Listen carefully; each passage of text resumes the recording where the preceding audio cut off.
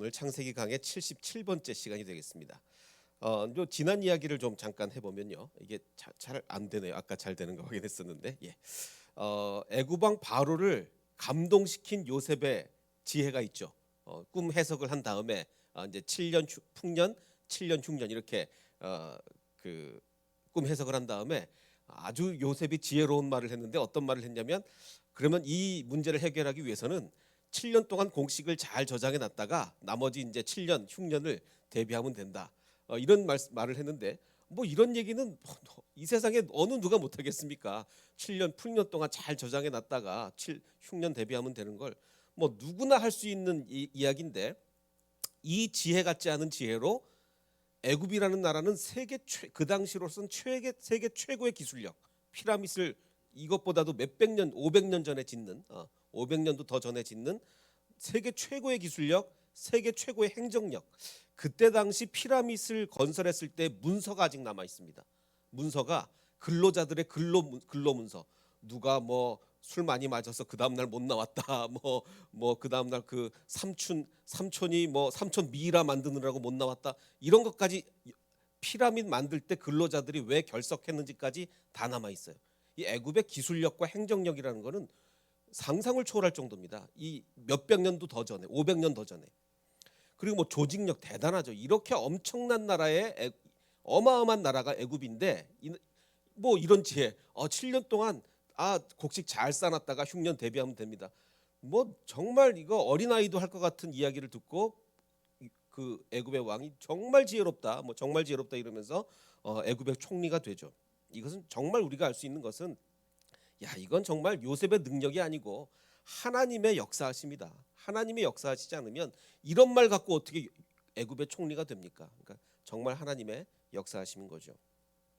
자, 오늘의 이제 이야기인 그 42장부터 44장까지의 이야기는 좀 의문스럽습니다. 우리가 굉장히 잘 아는 이야기인데, 여태까지 선입견을 다 버리시고 보셔야 됩니다. 이 성경을 해석할 때 여태까지 우리가 갖고 있던 선입견 다 버리고 정말 좀 이상하다라는 생각을 좀 가지고 보셔야 됩니다. 어떤 게 이상하냐면, 이제 형들이 양식을 사러 오죠. 양식을 사러 왔는데 요셉이 딱 보고, 자기가 이제 요셉이라고 얘기 안 하고 뭐라고 얘기합니까? 동생대로 와라.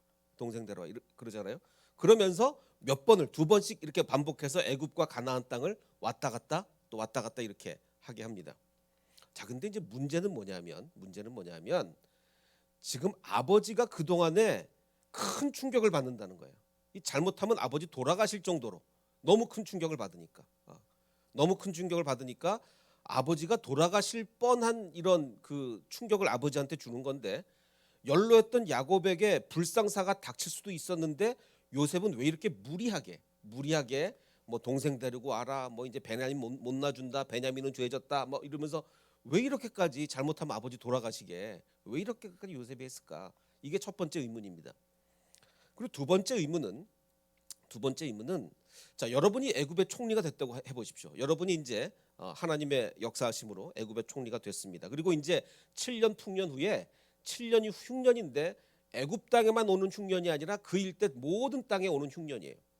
자, 그러면 흉년이 시작된 후에 지금 가나안 땅에 살고 있는 아버지와 형제들이, 자기 형은 아직까지 밉다 치더라도, 자기 형들은 아직 밉다 치더라도 그 사랑하는 동생 베냐민, 그리고 아버지 굶을 거 아니에요. 다 굶어 죽어가는데, 여러분 같으면, 총리가 됐으면 당장 조직력을 써서 아버지와 베냐민 찾아 나서지 않을까요? 지금 아버지 잘 계신지 음식 좀 갖다 드리고 와라. 애굽의 총리인데 그거 하나 못 하겠어. 물론 지금하고는 다릅니다. 지금은 이랬다가는 뭐 자기의 공권력을 동원해서 자기의 사적인 거에 사용했다고 큰일 날 시절이죠. 자, 근데 이때 당시는 다르잖아요. 이때 당시는 지금 공과 사가 뭐 이렇게 구별되던 시절이 아니란 말이에요.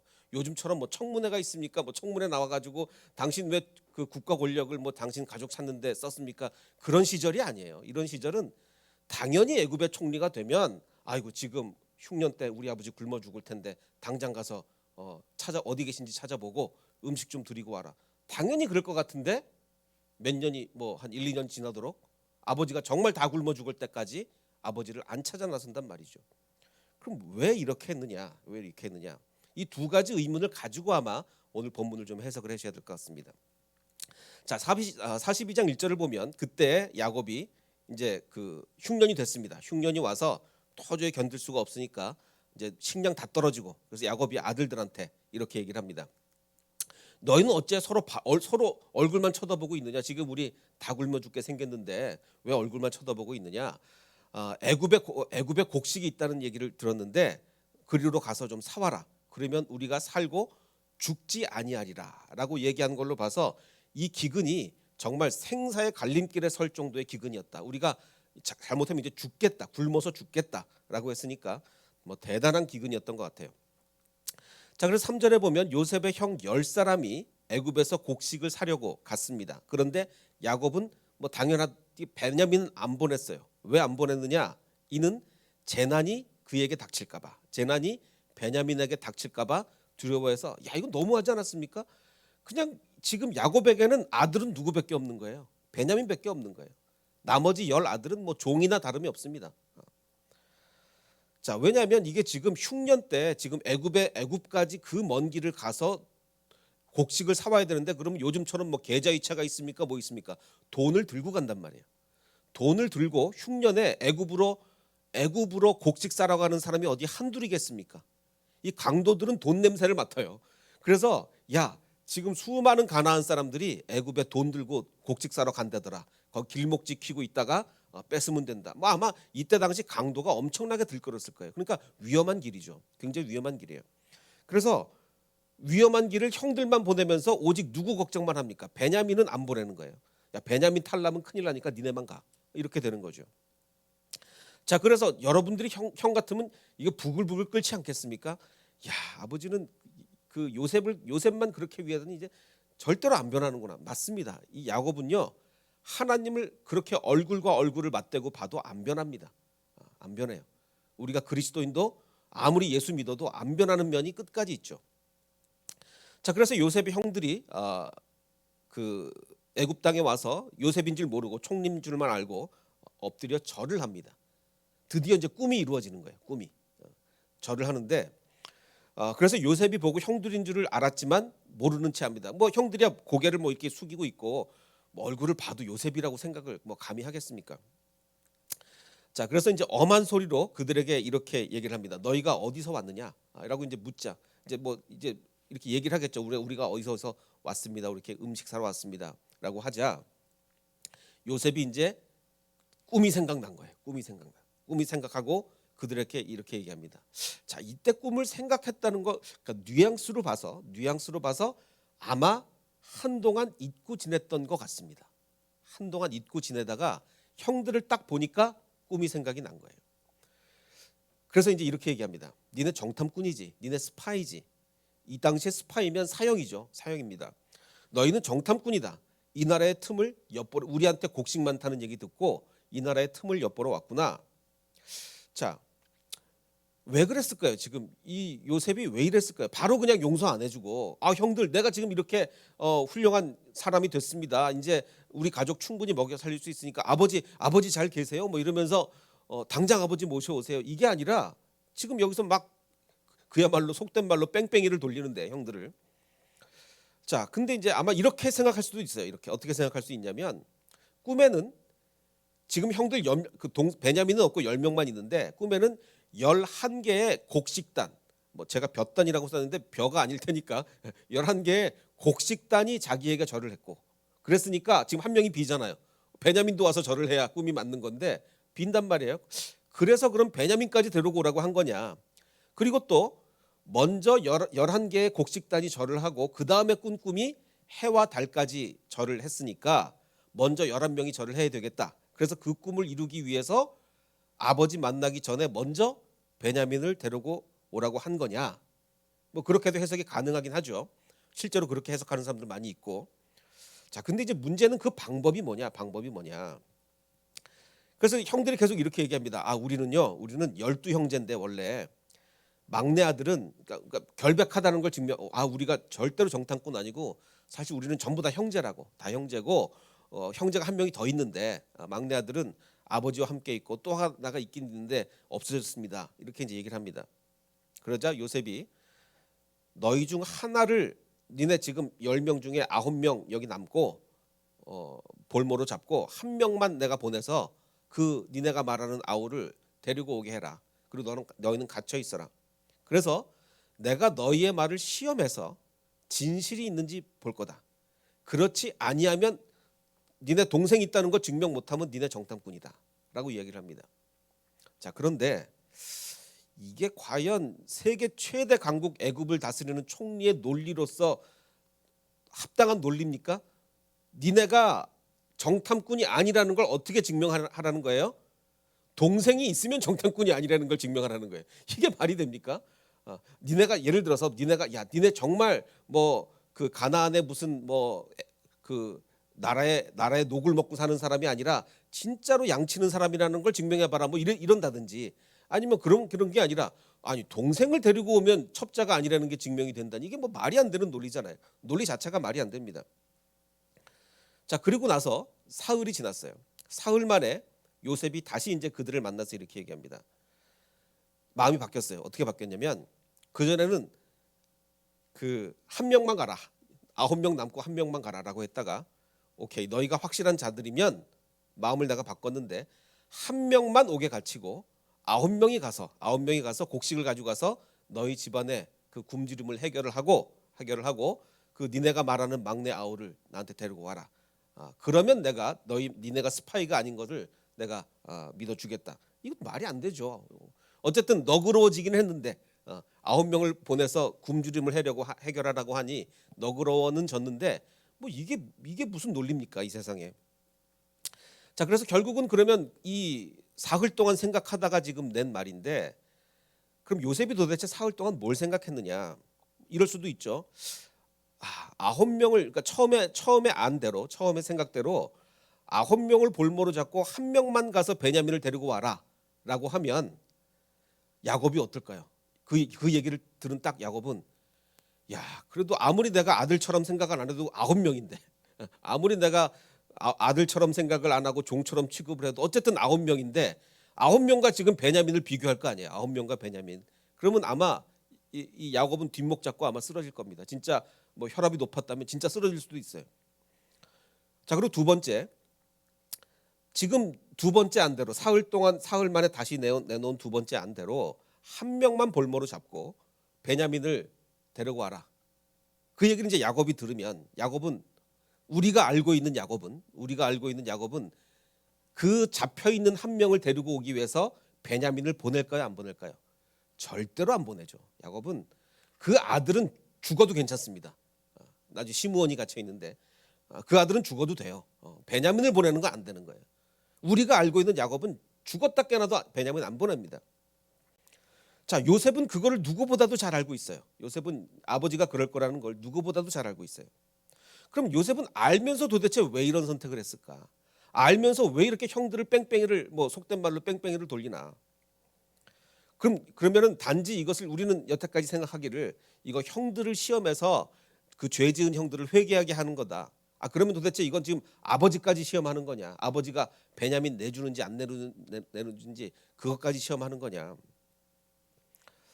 자, 일단 그 마음속에 의심을 품고 한번 보겠습니다. 그래서 이제 결국은 시므온을 볼모로 남기고 가나안 땅으로 갔어요. 이 시므온은 어떤 아들입니까? 특히 야곱이 또 별로 안 좋아하는 아들이에요. 그래서 그 시므온을 볼모로 남기고 가나안으로 갔습니다. 그래서 그 소식을 들은 야곱이 당연히 지금 베냐민 나 못 보낸다라고 지금 난리가 났어요. 뭐라고 가서 이제 르우벤이 아버지 이거 저기 베냐민 데리고 가야 됩니다. 안 그러면 시몬이 죽습니다라고 하자. 그러니까 뭐라고 얘기하냐면 그래서 르우벤이 이렇게까지 얘기해요. 제일 큰 아들이죠. 내가 그를 아버지께로 데리고 이 베냐민을 데리고 갈 건데 다시 베냐민을 못 데리고 오면 차라리 내 아들을 둘을 죽이. 이거 사실 뭐 창세기니까 이런 얘기가 가능한데 어쨌든 이 정도까지 지금 르우벤이 제가 우리 아들 목숨 걸고 내가 책임지겠습니다. 우리 베냐민 좀 내주세요. 가서 시므온 구해 오겠습니다. 자, 이렇게 얘기하는데 야곱이 뭐라고 얘기를 하냐면 내 아들 베냐민은 절대로 너희와 함께 가지 못한다. 요셉이 죽고 지금 베냐민만 남았는데 어떻게 니네 베냐민까지 데려가려고 그러냐. 자, 근데 한번 보십시오. 내 아들은 너희와 함께 가지 못한다. 그럼 지금 잡혀 있는 시므온은 아들 취급을 안 한다는 얘기예요. 내 아들 못 데리고 간다. 지금 시므온이 지금 갇혀 있는데 내 아들 못 데려간다는 얘기는 시므온은 자신의 아들인데 자신 아들 취급 안 한다는 얘기고, 베냐민만 남았다는 얘기는 뭡니까?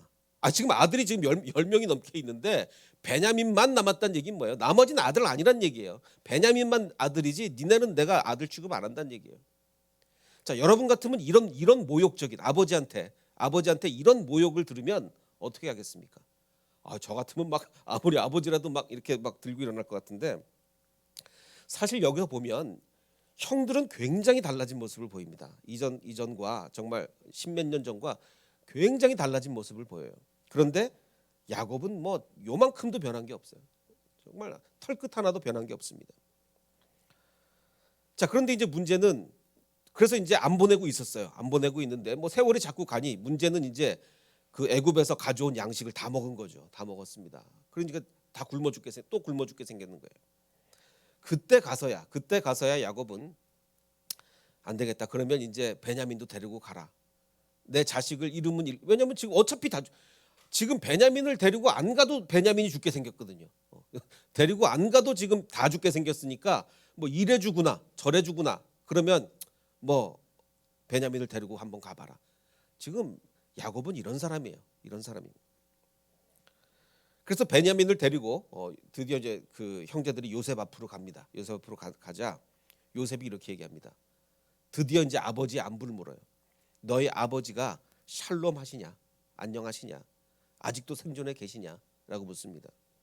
그러자 형제들이 이렇게 얘기합니다. 네, 우리 아버지가 평안 샬롬하고 지금까지 생존해 있습니다. 근데 지금 이거는 형식적인 답변이지, 지금 아버지가 샬롬 합니까 안 합니까? 샬롬, 지금 아버지 잘못하면 그 쓰러져 돌아가실지도 몰랐던 상황이에요.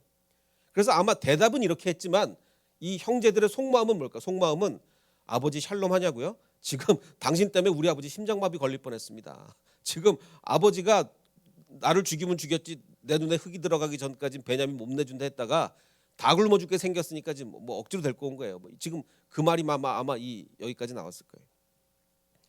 어쨌든 뭐 아버지가 평안합니다라고 형식적으로 대답을 하고 나서 다시 절을 합니다. 그 꿈이 이제는 11명이 다 절한 거예요. 베냐민 포함 11명이 다 절을 했습니다. 자, 그러면 드디어 이제 자기가 꿈에 본 대로 11명의 형제가 모두 절을 합니다. 그리고 보아하니 아버지는 요만큼도 안 변했지만 형들은 충분히 회개한 걸로 보여요. 지금까지만 봐도 형들은 충분히 회개한 걸로 보입니다. 자, 그러면 이제 해와 달이 자기한테 절을 한 꿈을 꿨으니 그러면 아버지 보고 와서 절하라 그럴 거냐? 그건 아니잖아요. 왜냐하면 해와 달이 절하는 꿈을 꾸기는 했지만 어차피 어머니는 벌써 예전에 돌아가셨어요. 그러니까 이 해와 달이 절하는 꿈은 문자적으로 이루어질 수가 없는 꿈이에요. 어차피 어머니는 이미 돌아가셨기 때문에, 베냐민 나타 돌아가셨기 때문에 어차피 이 꿈은 못 이루어져요. 그냥 상징적인 거죠. 상징. 자, 그런데 그렇고 또 뭐 어머니는 돌아가셨다 치고 그러면 아버지 나중에 만나면 뭐 해라도 아버지 제가 꿈을 꿨으니 절하세요 이럴 겁니까? 아버지한테 절하라 그럴 거예요? 아니요. 나중에 진짜 46장에 나중에 진짜 아버지 만날 때 보면 요셉이 그의 수레를 막 아버지 온다고 막 갖추고 나가가지고 아버지의 목을 끌어안고 펑펑 웁니다. 뭐 아버지한테 절하라고 안 그랬어요. 어디 아들이 아무리 자기가 총리라도 어디 아버지한테 절하라 그럽니까? 자, 그럼 도대체 이 요셉은 뭐 때문에 형들 이렇게 와라 가라 왜 이러냐 도대체. 자, 사실 이제 된 거 아닙니까? 그 형들 분명히 회개했고 드디어 동생까지 왔고 11명이 다 절했고 이랬으면 이제 된 거 아니냐고요.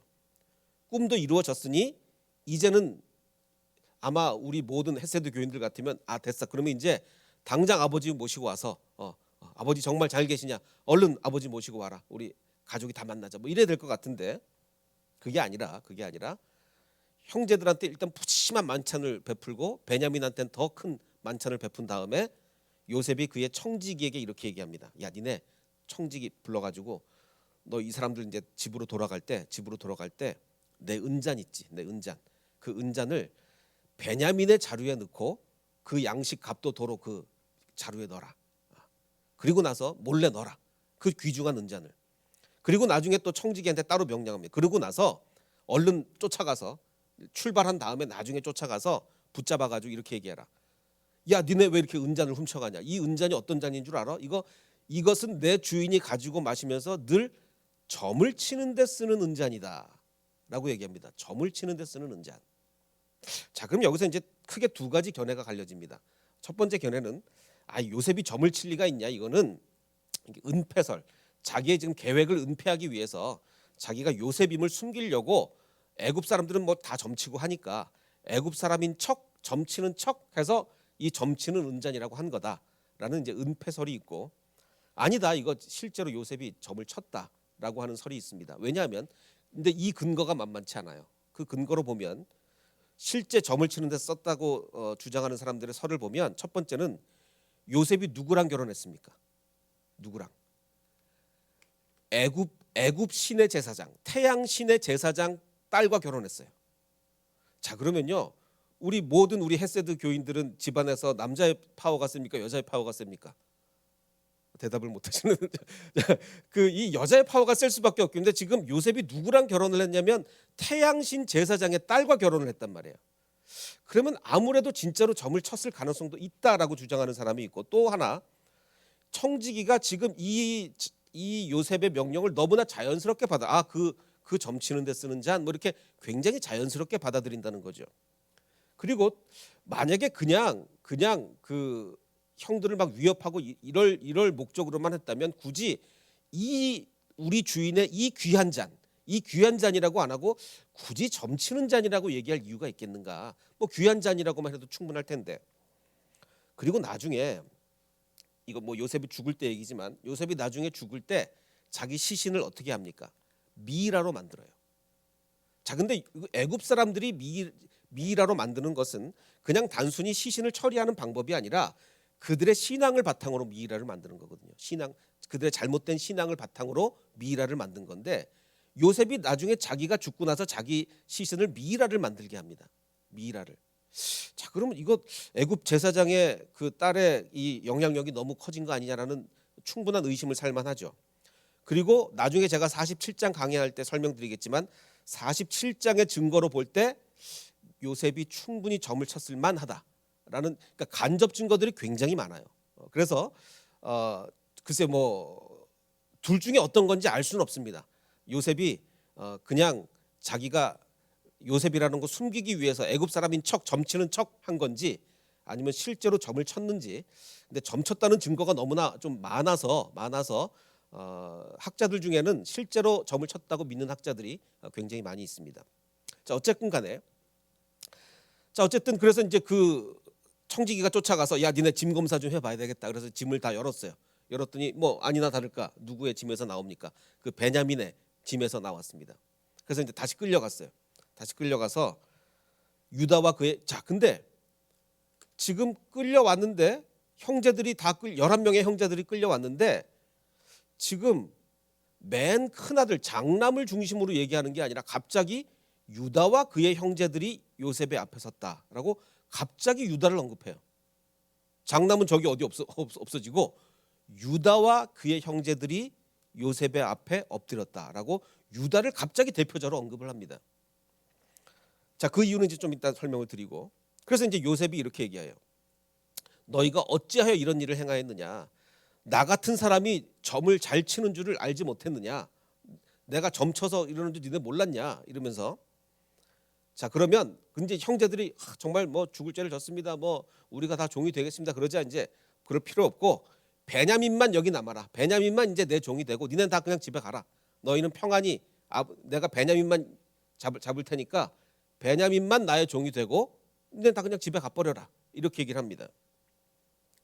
그래서 도대체 그럼 요셉이 어떤 의도인가? 형들은 이제 꼴 보기 싫으니까 그냥 베냐민만 자기 옆에 평생 끼고 살고 그냥 진짜로 형들은 영원히 돌려보낼 계획이었는지. 자, 어쨌든 간에 자, 그럼 이제 우리 다시 이 형제들의 입장에서 지금 형제들은요 아버지한테 아들 취급도 못 받았어요. 베냐민만 내 아들이고 니넨 아들도 아니야. 뭐 니네야 죽거나 말거나 지금 뭐 이러고 있고, 아버지한테 끝까지 아들 취급 받지 못하고 멸시까지 당했는데 그리고 더군다나 이 형제들 입장에서 보면 어쨌든 베냐민의 거기서 그러니까 저 베냐민 저 녀석 진짜로 저거 훔친 거 아니야? 이럴 수도 있어요. 형들은 모르니까. 자, 그러면 안 그래도 예전의 예전의 형들 같으면 요셉만 그 명품 옷 입고 자기들은 다 누더기 옷 입고 막 그런 이 화가 머리 끝까지 차올랐던 형들 같으면 안 그래도 베냐민 꼴보기 싫어 죽겠는데, 아버지가 우리는 죽거나 말거나 베냐민만 아들이라 그러고 이러고 있는데 진짜 베냐민의 그 짐에서 그게 나왔거든요. 야, 저놈 저거 진짜로 저거 훔쳤구나. 그러면 이제 아버지한테 가서 할 말이 있는 거야. 할 말이, 아버지, 베냐민이요 진짜로 우리가 그럴라 그런 게 아니고 베냐민이 훔쳤단 말이에요. 그거 우리가 어떡합니까?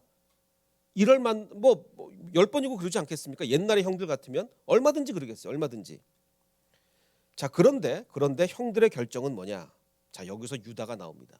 유다가 뭐라 그러냐면, 아이가 우리와 함께 가지 아니하면 아버지가 아이의 없음을 보고 죽을 거다. 우리 아버지 돌아가실 거다. 그 자기를 아들 취급도 안 하는, 우리야 죽거나 말거나 생각도 안 하는 그 아버지한테 이러면 우리 아버지 돌아가신다. 아버지 돌아가신다. 그러니 내가 종으로 대신 잡힐 때니 이 아이를 보내달라라고 유다가 얘기합니다. 내가 대신 희생하겠다. 내가 대신 이 아이 살려달라. 이렇게 얘기를 합니다. 자, 그러면 도대체 지금 이 얘기가 제가 뭐 굉장히 압축해서 얘기를 했지만 굉장히 장황합니다. 42장부터 44장까지 굉장히 장황해요.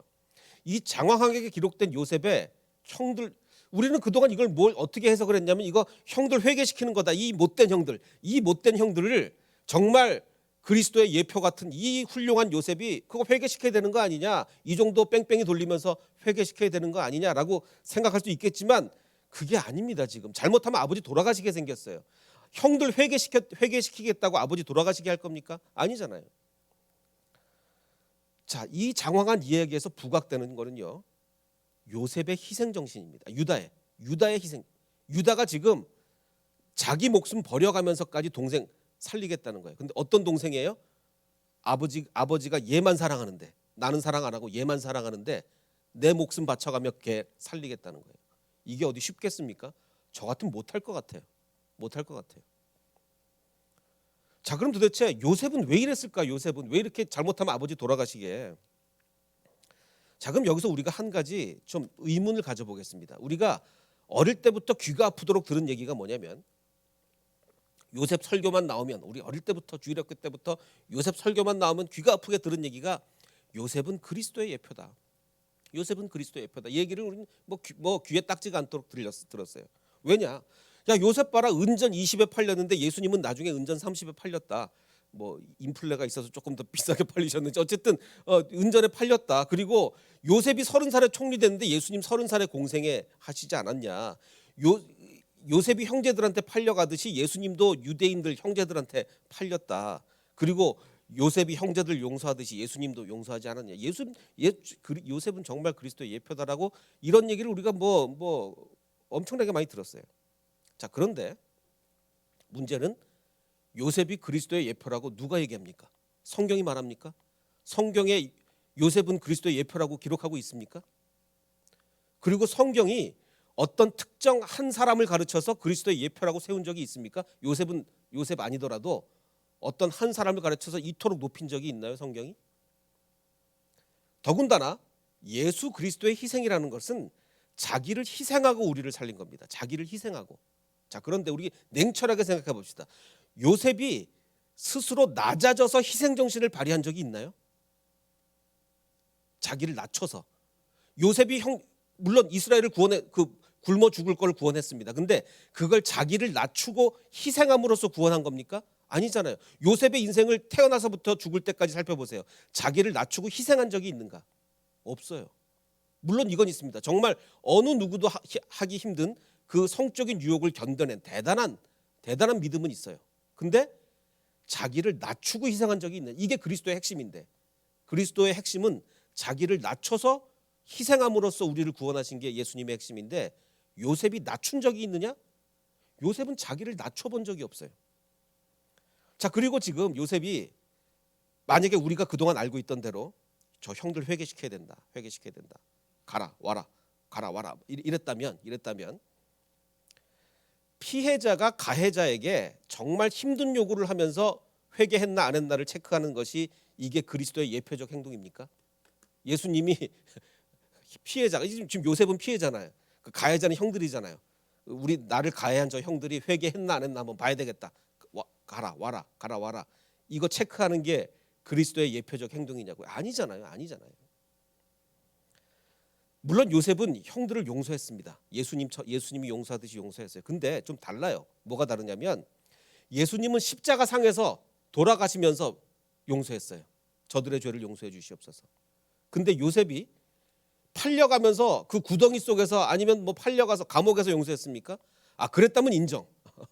팔려가면서 뭐 구덩이에 빠지면서 뭐 아니면 팔려가면서 감옥에서 용서했다면 인정이에요. 근데 언제 용서했죠? 총리가 되고 난 다음에. 이거는 저도 할 것 같아요. 총리가 된 다음에 용서하는 거는 저도 할 것 같습니다. 자, 그러면 요셉에 대한 최종 성경의 평가가 뭐냐? 지금 우리는 계속 요셉이 그리스도의 예표다. 뭐 우리가 얘기를 하는데 성경은 요셉에 대해서 뭐라고 얘기하느냐? 성경은 물론 요셉이라기보단 요셉 지파에 대한 평가지만 이렇게 얘기하죠. 시편에 요셉의 장막을 버리셨다. 요셉의 장막을 버리시고, 즉 요셉 지파, 에브라임 지파를, 요셉 지파를 택하지 아니하셨다.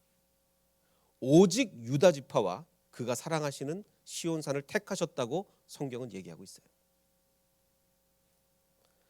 자, 요셉이 만약 정말 우리가 생각하듯이 그리스도를 예표하는 인물이었다면 시편이 이런 평가를 하겠습니까? 절대로 아니죠. 그리스도의 예표인데 어떻게 이렇게 하겠습니까? 아니에요. 자, 정말 성경에서 정말 훌륭한, 구약에서 정말 훌륭한 사람이 누구였죠? 모세였습니다. 모세는 심지어 이렇게까지 얘기했어요. 모세가 예언을 하는데 앞으로 여호와께서 나 모세와 같은 선지자 하나를 일으킬 텐데 너희는 그의 말을 들어라. 예수님을, 그리스도를 일으킬 텐데 나 모세와 같은 선지자. 자, 모세가 이렇게까지 얘기했는데 그럼 모세는 그리스도의 예표다. 이렇게 얘기하고 우리는 이렇게 얘기한 모세조차도 그리스도의 예표라고 얘기하지 않아요. 성경은 어느 누구도, 어느 한 인간도 그리스도의 예표라고 얘기하지 않습니다. 그렇게 불릴 만한 자격을 갖춘 인간은 어느 누구도 없어요. 자, 그럼 아까 처음에 제가 제시했던 의문을 풀어보겠습니다. 두 번째 의문부터 풀어보겠습니다. 요셉은 총리가 된 후에 왜 아버지를 찾지 않았는가? 뭐 웬만한 사람 같으면 다 우리 아버지 잘 계시냐, 우리 베냐민 잘 있나, 행정력 동원해서 그 어마어마한 권력을 동원해서 당장 찾았을 거예요. 자, 근데 흉년이 한참 진행된 후에도 안 찾았습니다. 왜 그랬을까요? 이것은 요셉이 자기 아들 이름 짓는 거 보면 알 수 있어요. 뭐라고 이름 지었냐면 장남의 아들의 이름을 므낫세라고 이름 지었는데 왜 그랬느냐? 아버지의 온 집 일을 이제는 잊게 되었다. 내가 형들만 잊는 게 아니에요. 형들만. 아버지의 집 일을 다 잊어버리는 거예요. 이제 나 거기만 생각하면 머리 아파. 나 이제 좀 잊고 싶다. 그리고 두 번째, 차남의 이름을 에브라임이라고 했는데 내가 수고한 땅이면 어디입니까? 내가 지금 애굽에서 정말 내가 감옥에서 또 종으로 나 정말 수고했다. 이 수고한 이 땅에서 이제 내가 번성하게 되는구나 라고 해서 두 번째 이름을 에브라임이라고 지었어요. 그럼 이것은 뭘 의미합니까? 요셉은 형제들이 오기 전까지는 집안일을 생각하고 싶지 않았어요. 그래서 그렇게 흉년으로 다 굶어주고 가고 있는데 자기 아버지를 안 찾아 나선 거예요. 잊어버리고 싶었어. 그래서 아버지를 찾기보다는 오히려 잊으려고 했고 현재의 자리에 굉장히 만족하고 있었습니다. 내가 수고한 이 땅에서 이제 내가 평안을 누리는구나. 근데 언제 그게 퍼뜩 이제 깜짝 머리에 생각이 듭니까? 형들이 와서 머리 조아리는 걸 보고, 형들이 와서 절하는 걸 보고, 그래서 9절 말씀에 요셉이 그들에게 대하여 꾼 꿈을 형들 보고 꿈이 생각난 거예요. 형들 보고. 자, 그러면 그래서 이제 아버지를 찾지 않았던 겁니다.